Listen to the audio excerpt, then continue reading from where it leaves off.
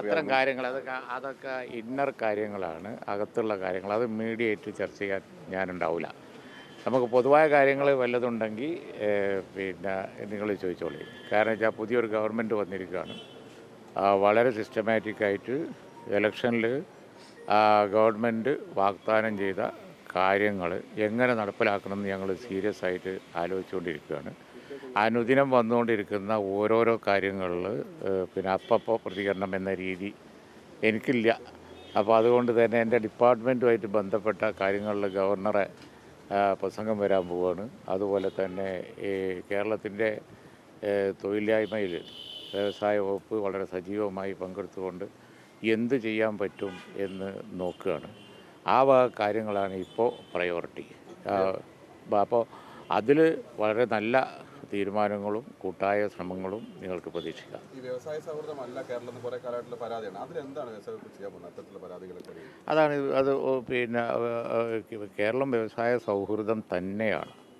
ചില പൊല്യൂട്ടിങ് അതുപോലെ തന്നെ വലിയ പരിസ്ഥിതി പ്രശ്നങ്ങളുണ്ടാക്കുന്ന അത്തരം വ്യവസായങ്ങൾക്ക് തിക്കലി പോപ്പുലേറ്റഡ് ആയതുകൊണ്ട് ചില പ്രശ്നങ്ങളുണ്ട് എന്ന് പറയുന്നത് ശരിയാണ്.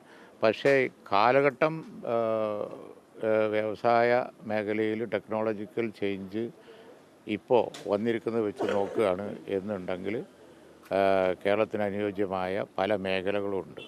ഇൻഫർമേഷൻ ടെക്നോളജി, ആർട്ടിഫിഷ്യൽ ഇൻ്റലിജൻസ്, അതുപോലെ തന്നെ ഫുഡ് ടെക്നോളജി, അതുപോലെ പിന്നെ അങ്ങനെ ഒരുപാടുണ്ട്.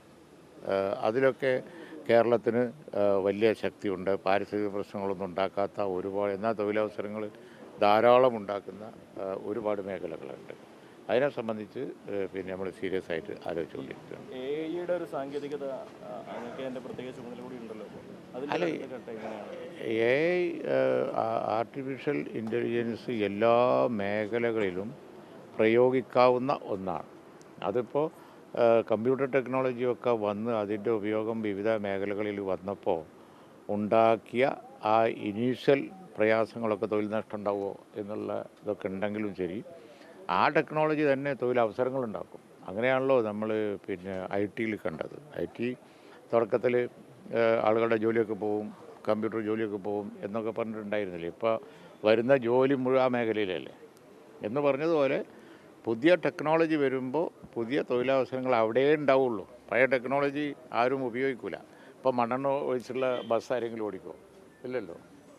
അതിൻ്റെ ടെക്നോളജി ചേഞ്ച് വരുമ്പോൾ ഇപ്പോൾ പെട്രോൾ ഡീസൽ തന്നെ വേറെ എനർജിയിലേക്ക് ലോകം മാറിക്കൊണ്ടിരിക്കുകയാണ്. അങ്ങനെ ടെക്നോളജികൾ ചേഞ്ച് വരുമ്പോൾ തൊഴിലവസരങ്ങൾ അവിടെ വരുള്ളൂ. അപ്പോൾ അതനുസരിച്ച് നമ്മൾ ചിന്തിക്കേണ്ടി വരും. അപ്പോൾ ഇപ്പോഴത്തെ ഒരു കാര്യം എന്ന് പറഞ്ഞാൽ നമുക്ക് എടുത്തു പറയാനുള്ളത് അതാണ്.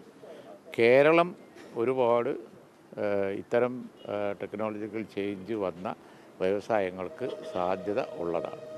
ഈ പുതിയ വ്യവസായങ്ങളൊക്കെ തുടങ്ങുമ്പോൾ കുറേ സാങ്കേതിക പ്രശ്നങ്ങൾ ഉദ്യോഗസ്ഥരെ പേപ്പർ വർക്ക് അല്ല, അത് എല്ലാ കാലത്തും ഉള്ളതാണ്. അത് എല്ലാ കാലത്തും ഉള്ളതാണ്. പ്രൊസീജിയറിൽ പിന്നെ ഡിലേ കുറക്കണം എന്നുള്ളത് തീർച്ചയായും കഴിഞ്ഞ ഗവൺമെൻറ് കുറേ കാര്യങ്ങൾ ചെയ്തു വെച്ചിട്ടുണ്ട്. ഫർദറായിട്ട് സിംപ്ലിഫൈ ചെയ്യാൻ നോക്കും. ഓക്കെ.